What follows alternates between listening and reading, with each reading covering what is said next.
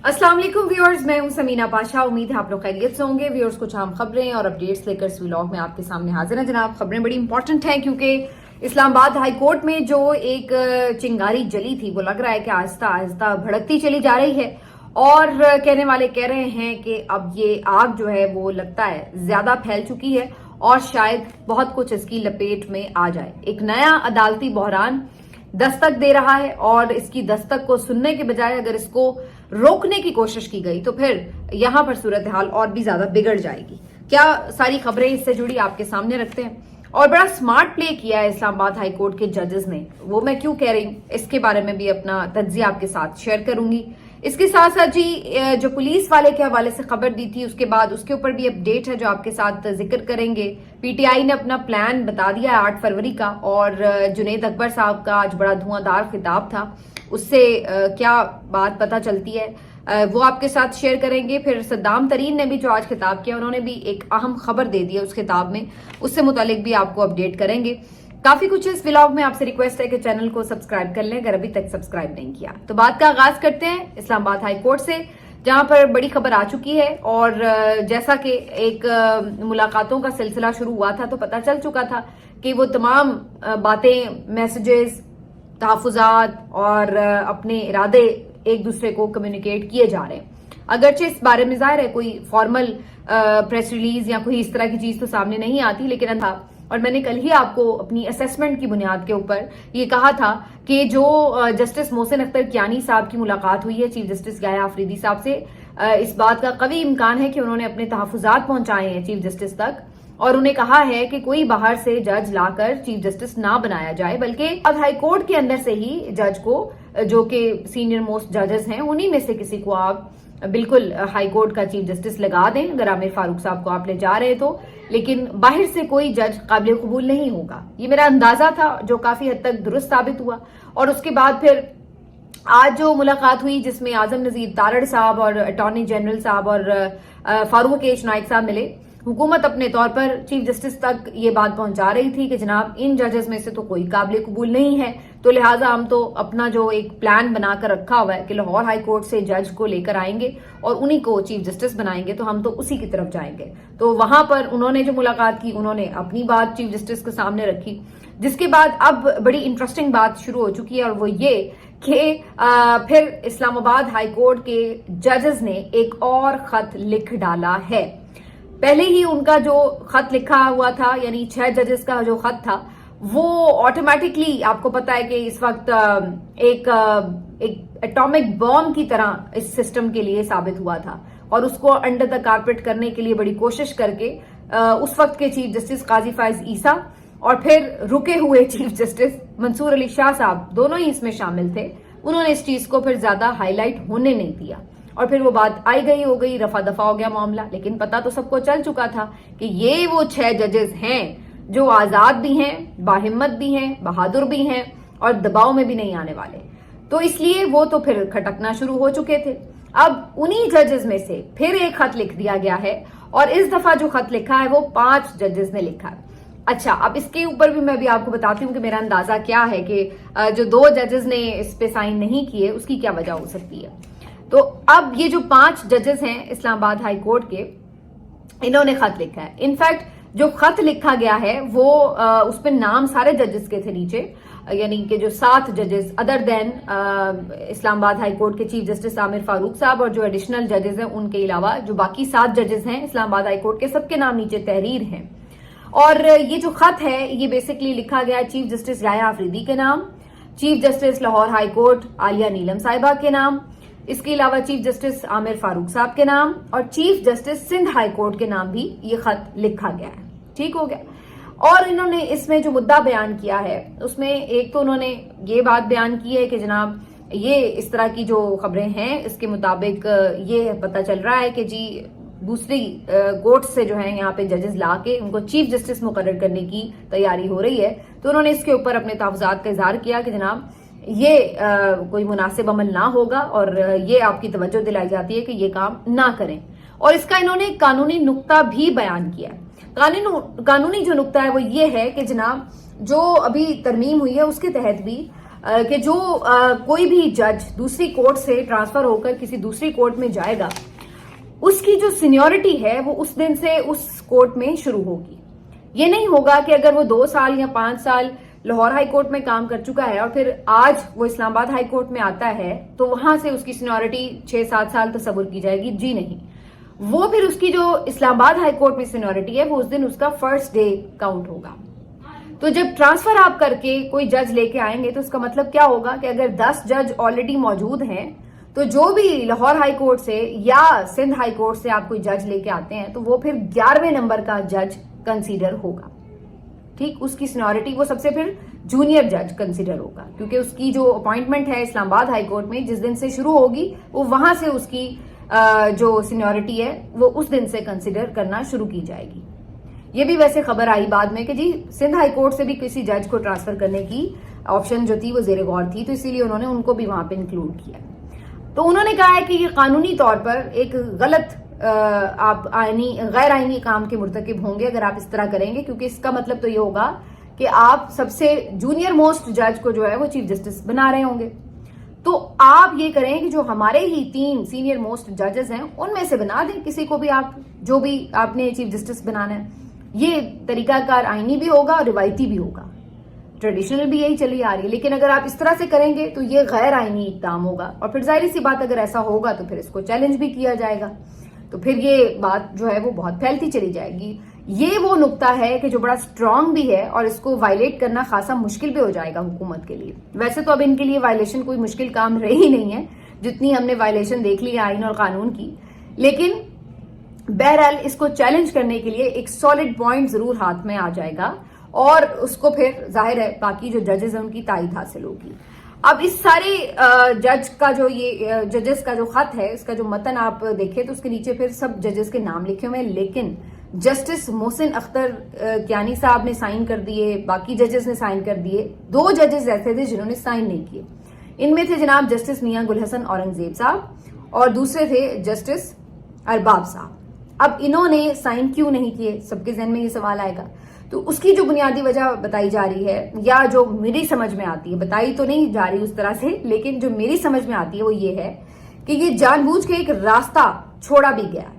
کیونکہ اگر یہ ججز بھی سائن کر دیں گے تو پھر یہ لگے گا کہ جیسے یہ کوئی کانفلکٹ آف انٹرسٹ ہے, اور ان ججز نے چونکہ یہ دونوں ججز جو ہیں وہ سینئر موسٹ ججز میں ان کا نام شامل ہوگا کہ کنسیڈر کیے جا سکتے ہیں چیف جسٹس کے لیے, تو لگے گا ایسے کہ بھائی یہ اپنے لیے کوئی کیمپین چلا رہے ہیں, لابنگ کر رہے ہیں. تو اس لیے انہوں نے یہ خط تحریر کروایا ہوگا کیونکہ اگلی باری تو ان کی ہو سکتی تھی, اس لیے تو جان بوجھ کے مجھے لگ رہا ہے کہ ان ججز نے سائن نہیں کیے اور یہ ایک باقاعدہ کنسنسس سے نہیں کیے ہوں گے سائن, اور اس میں یہ تاثر دیا گیا ہوگا کہ بھئی ان ججز کا کوئی اس کے اوپر اعتراض نہیں ہے اور یہ حکومت کے اوپر کسی حوالے سے اعتراض نہیں کر رہے. تو یہ ایک انڈیپینڈنٹ اور بالکل جس کے اوپر حکومت کو بھی اعتراض نہ ہو, اپوزیشن کو بھی اعتراض نہ ہو, تو یہ بڑے غیر جانبدار قسم کے ججز ہیں. ان میں سے آپ بنا دیں, انہوں نے تو دیکھیں سائن بھی نہیں کیے تھے. تو یہ بظاہر ایسے لگ رہا ہے کہ اگر حکومت ایسا کوئی اقدام کرتی ہے تو اس صورت میں یہ ایک آپشن ان کے پاس موجود ہوگا اور انہیں یہ مشورہ دیا جا سکے گا کہ دیکھیں یہ ججز تو آپ کے خلاف نہیں ہیں, انہوں نے تو خط بھی نہیں لکھا, سائن بھی نہیں کیے, تو آپ ان میں سے کسی کو بنا دیں یا آپ کو اس طرح تنگ نہیں کریں گے جیسے باقی ججز کے اوپر آپ کا اعتماد ٹوٹا ہوا ہے. تو یہ اس طرح سے معاملہ ہے. حالانکہ اگر آپ دیکھیں تو جسٹس میاں گل حسن اورنگزیب صاحب بھی کوئی آپ کو اپنے فیصلوں میں یا ادروائز بھی وہ کوئی آپ کو ایسے دباؤ میں نظر نہیں آتے, آزاد جج نظر آتے ہیں. اور جو پہلے 6 ججز تھے ان میں بھی یہ شامل نہیں تھے, تو ان کے اوپر تو حکومت کو اعتراض نہیں ہونا چاہیے کیونکہ یہ تو 6 ججز میں بھی شامل نہیں تھے اور یہ آج کے بھی خط میں شامل نہیں ہیں, اور ادروائز بھی جو ان کے فیصلے ہیں ان کے اوپر کبھی حکومت کی طرف سے بہت زیادہ تنقید نہیں ہوئی. انہوں نے کچھ فیصلے اگر عمران خان صاحب کے اور پی ٹی آئی کے حق میں کیے ہیں تو کچھ فیصلے پہ ایسے بھی ہیں معاملات جس پہ فوری طور پہ ریلیف نہیں بھی دیا. تو ایسی بھی کوئی بات نہیں, نہ کبھی انہوں نے کوئی بہت بڑھ چڑھ کے ریمارکس اس طرح کے دیے ہیں جس سے لگے کہ جی بڑے کوئی پرو پی ٹی آئی یا اس طرح کے جج ہیں جس کی وجہ سے حکومت کو کوئی پرابلم ہو. نہ انہوں نے میرا خیال ہے کوئی اداروں کے اوپر ایسی کوئی خاص تنقید کی ہے جس کی وجہ سے انہیں کوئی اعتراض ہو. تو میری نظر میں تو اگر موجودہ سرکمسٹانسز میں حکومت یہ سوچ رہی ہے کہ جناب محسن اختر کیانی صاحب تو کسی صورت نہیں, فلاں جج تو کسی صورت نہیں, تو پھر گل حسن اورنگزیب صاحب جو ہے وہ ایک اچھی چوائس ہو سکتے ہیں. کیونکہ وہ بالکل کانٹروورشل نہیں ہے کسی حوالے سے بھی. تو اب یہ اگر حکومت نہیں کرتی تو اس کا مطلب تو پھر کنفرم یہ بات ہے کہ حکومت کو مسئلہ یہ نہیں ہے کہ کوئی پرو پی ٹی آئی نہ ہو، بلکہ ان کو مسئلہ یہ ہے کہ ٹوٹل ہمارا کوئی ٹاؤٹ قسم کا جج ہو جو ہر طرح ہماری بات مانے، اس کو وہ چیف جسٹس لگانا چاہتے ہیں. یہ پھر کسی آزاد شخص کو لگانا ہی نہیں چاہتے. میں یہ نہیں کہہ رہی کہ باقی ججز جو ہیں وہ پرو پی ٹی آئی ہیں، میں صرف یہ کہہ رہی ہوں کہ چلیے ان کے بارے میں تو حکومت کا موقف یہ ہے نا کہ وہ سب پرو پی ٹی آئی ہیں. جسٹس میاں گل حسن کے بارے میں تو ان کا یہ موقف نہیں ہے، تو آپ ان کو لگا دیں. وہ نہ پرو پی ٹی آئی ہے نہ پرو گورنمنٹ ہے، ان پہ کسی کو اعتراض نہیں. لیکن اگر ان کو بھی نہیں لگایا جاتا تو پھر اس صورت میں یہ بات کنفرم ہو جائے گی کہ حکومت صرف اور صرف اپنا کوئی ایسا جج لگانا چاہتی ہے جو ٹوٹل ان کو سرنڈر کر دے اور ٹوٹل ان کی سہولت کاری کرے اور بالکل ان کے ساتھ تابع داری کے ساتھ چلے. اس کے علاوہ کوئی تیسری بات ہو نہیں سکتی. ورنہ آئین اور قانون کو ردی کی ٹوکری میں پھینک کر اگر آپ کوئی بندہ لگا رہے ہیں تو اس کی کوئی وجہ تو ہوگی نا. تو وہ وجہ کیا ہے اس کے علاوہ سب کو سمجھ ہے اس بات کی. تو یہ بظاہر ایک چیز لگ رہی ہے. باقی اگر یہ پھر بھی حکومت اس طرح کا کوئی اقدام کرتی ہے تو اس بات کا بالکل قوی امکان موجود ہے کہ اس کو چیلنج بھی کیا جائے گا. آبویسلی اس کو چیلنج کریں گے. اس پہ جو ہائی کورٹ بار ہے اس کا بھی ریاکشن آئے گا اور اس پہ ججز بھی کوئی غیر معمولی رد عمل دے سکتے ہیں. اب وہ کیا ہو سکتا ہے وہ تو ابھی ظاہر ہے ڈسکلوز نہیں کیا گیا، ورنہ تو وہ دھمکی تصور ہوگا. لیکن بہرحال ججز اس کے اوپر سٹانس لے سکتے ہیں جب انہوں نے پہلے ہی ایک عمل ہونے سے پہلے اس کے اوپر ایک تحفظات کا اظہار بھی کیا اور پبلکلی کیا اور اس کا آئینی ایک ریزن بھی دیا. یہ نہیں کہ ہمیں ہوائی باتیں کہ جی ہم یہ سمجھتے ہیں کہ ایسا نہیں ہونا چاہیے، انہوں نے اس کی ریزن دی ہے قانونی طور پر بھی. تو یہ ہے. تو یہ اب جو معاملہ ہے سارا کافی دلچسپ ہو گیا ہے. جسٹ سی کہ اس کے اوپر اب کیا حکمت عملی حکومت بناتی ہے. اس سے آگے چل کر پی ٹی آئی نے حکمت عملی بنائی ہے 8 فروری کے احتجاج کے حوالے سے. کافی زور و شور سے اس دفعہ تیاریاں ہو رہی ہیں کیونکہ جو دونوں نئے اپوائنٹیز ہیں عمران خان صاحب کے، ان کی طرف سے تو بھائی جس کو کہتے ہیں نا منٹ بھی سانس نہیں لے رہے. وہ میٹنگز پہ میٹنگز ہو رہی ہیں اور پوری طرح وہ اپنی پوری جو تنظیمی سٹرکچر ہے پی ٹی آئی کا اس کو فعال کر رہے ہیں، جو اس سے پہلے کافی زیادہ آپ کو نظر آ رہا تھا کہ ایک دم کہیں غائب سا ہے، کوئی نظر نہیں آ رہا کس کی میٹنگ ہو رہی ہے. کے پی میں تو چلیے کسی حد تک ہو رہی تھی، لیکن پنجاب میں تو بالکل ہی آپ کو آبسلیٹ نظر آ رہا تھا کہ کوئی تنظیمی سٹرکچر بھی سروائیو کرے گا یا نہیں. تو وہ اب عالیہ حمزہ کے آنے کے بعد ایک دم سے انہوں نے کام اس پہ شروع کیا ہے.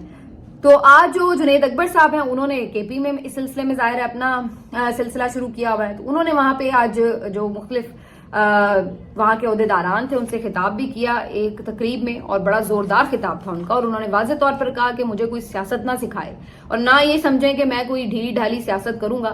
عمران خان نے اگر مجھے پارٹی کا صدر بنایا ہے خیبر پختونخوا کے لیے تو کوئی شادی میں ڈھول بجانے کے لیے نہیں بنایا.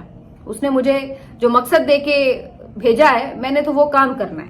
ٹھیک ہے، کسی کو اچھا لگے یا کسی کو برا لگے.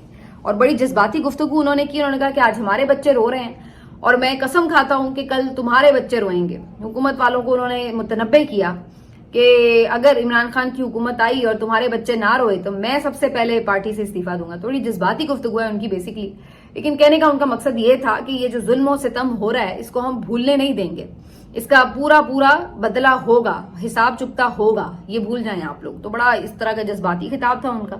ساتھ میں انہوں نے اپنے جو وہاں کے لوگ ہیں ان کو اسٹریٹجی بھی دی. انہوں نے کہا ہو سکتا ہے کہ اینڈ ٹائم پہ مجھے اٹھا لیں، واہ کر لیں، گرفتار کر لیں. تو ان کا کہنا تھا کہ آپ نے پھر ملک بند کرنا ہے، عمران خان کے حکم پر آپ نے یہ کام کمپلیٹ کرنا ہے. انہوں نے بتایا کہ جناب شانگلہ، بٹ گرام، شارع ریشم آپ نے کلوز کرنی ہے. اٹک پل پر جو ادھر کے پی والی سائڈ ہے انہوں نے کلوز کرنا ہے. اور پھر ساتھ ساتھ جو ساؤتھ ریجن ہے اس نے جا کے موٹر وے کو کلوز کرنا ہے. تو انہوں نے بتا دیا کہ سارا جو آپ نے کنیکٹیویٹی ہے ملک کے ساتھ اس کو کس طریقے سے بلاک کرنا ہے. تو یہ ان کا پلان جو ہے اس کو انہوں نے دوسروں تک پہنچا دیا ہے تاکہ اگر عین احتجاج سے آگے پیچھے کوئی انہیں گرفتار کر لیں، کچھ کریں، تو کم از کم جو باقی سارے ٹیم کے لوگ ہوں گے انہیں پتا ہو کہ اسٹریٹجی کیا ہے. تو یہ ان کا بڑا فرنٹ فٹ پر آ کر وہ کھیل رہے ہیں. ادھر صدام ترین نے بھی جو آج خطاب کیا وہ بھی اسی طرح بڑا فرنٹ فٹ پر خطاب تھا. اس نے آج بڑا ایک اعلان کر دیا ہے.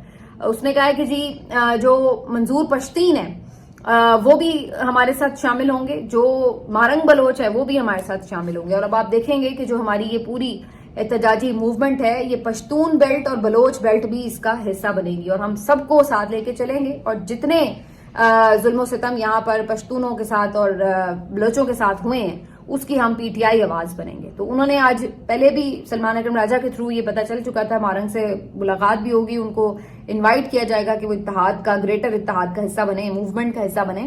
تو آج صدام ترین نے بھی اپنے جو خطاب ہے اس میں اس بات کو دوبارہ سے دہرا دیا ہے. تو یہ ایک انٹرسٹنگ فیکٹر ہے, دیکھنا ہے کہ یہ اگلے 2-3 دنوں میں کب یہ ملاقات ہوتی ہے. تو ایک جو گریٹر الائنس کی بات ہو رہی ہے اس کی طرف ہی بات جاتی نظر آ رہی ہے. باقی جنید اکبر نے آج یہ بھی کہا کہ جناب اگر پہلے جب ہم آئے تھے ہمیں یہ توقع نہیں تھی کہ تم ہم پہ گولی چلا دو گے, اس دفعہ ہم اس کے لیے بھی تیار ہو کر آئیں گے تاکہ اگر تم گولی بھی چلاؤ تو ہم اس کا مقابلہ کر سکیں. آخر میں جی آپ کو یہ بتا دیں کہ جو پولیس والے ہیں جنہوں نے ایک شہری سے ملتان میں بدتمیزی کی, ان کے ساتھ کالر سے پکڑ کر انہیں نیچے گرایا اور دھکم پیل کی اور ان پہ تشدد کیا تھا, اس پولیس والے کی جب ویڈیو وائرل ہوئی, اس کے اوپر مختلف لوگوں نے احتجاج کیا تو تھوڑی سی شرم آئی اور اس کے بعد کارروائی کی گئی ہے. اب پتہ یہ چلا ہے کہ جو سی سی پی او ہیں انہوں نے, وہ بیسیکلی ایس ایچ او تھے, ان کو معطل کر دیا ہے اور ان کی ایک تصویر بھی جاری ہوئی جس میں انہیں حوالات کے اندر دیکھا جا سکتا ہے, تو انہیں گرفتار بھی کیا گیا ہے. اور اس کے ساتھ ساتھ انہوں نے ان شہری کو بھی اپنے آفس بلوایا سی پی او نے, اور ان سے معذرت بھی کی, چائے وائے بھی پلائی اور ان کی کچھ مالی مدد بھی کی. تو انہوں نے یہ جسچر دیا کہ انہیں اس واقعے پر افسوس ہے. تو یہ کم از کم چلیے جو سی سی پی او ہیں ان کی طرف سے ایک اچھا اقدام تھا کہ انہوں نے اس واقعے کے اوپر نوٹس بھی لیا اور اس طریقے سے. لیکن میں پھر وہی بات دہراؤں گی کہ یہ ایک واقعہ اگر رپورٹ ہو گیا ہے, ویڈیو آ گئی ہے, اس پہ آواز اٹھ گئی ہے, تو ہم نے اس کے اوپر کچھ دیکھ لیا کاروائی ہوتے ہوئے. لیکن پرابلم یہ ہے کہ جو اس وقت پوری مینٹالٹی بن چکی ہے پنجاب پولیس کی, اس کا نئے سرے سے ایک پورا, جس کو کہتے ہیں نا اوور ہالنگ کی ضرورت ہے, ایک پوری ٹریننگ سیشن کی ضرورت ہے, پورے ریفارمز کی ضرورت ہے. اس کے علاوہ اس کا کوئی حل نہیں ہے, ورنہ جس لیول تک یہ لوگ جا چکے ہیں. بہرحال اس نقصان کی یا اس واقعے کی انہوں نے تلافی کرنے کی کسی حد تک کوشش ضرور کی ہے, تو وہ ایک اچھی چیز ہے. اسی طرح اگر کچھ لوگوں کو پکڑ کر ان کو کس طرح ان کو کوئی سزا دی جائے تو آگے والوں کو بھی تھوڑی سی شرم بھی آئے اور تھوڑا ان کو نکیل ڈلے کہ ہم کوئی, یہ جو ہمیں طاقت ہمارے پاس ریاست کی ہے وہ کوئی اس طرح نہیں ہے کہ آپ دوسروں کو کیڑے مکوڑے سمجھنا شروع کر دیں, بلکہ اس کی وجہ یہ ہے کہ آپ کو ریاست آئین اور قانون کے تحت ہی کوئی طاقت کا اختیار دیتی ہے. اور دوسری بات یہ کہ وہی بات کہ یہ طاقت آپ کو جرائم پیشہ افراد کے خلاف ملی ہوئی ہے, عام شہریوں کے خلاف نہیں ملی ہوئی کہ جس کو دل چاہے آپ جیسے مرضی ہانکتے پھریں. ملتے آپ سے اگلے ویڈیو میں, اپنا خیال رکھیے. اللہ.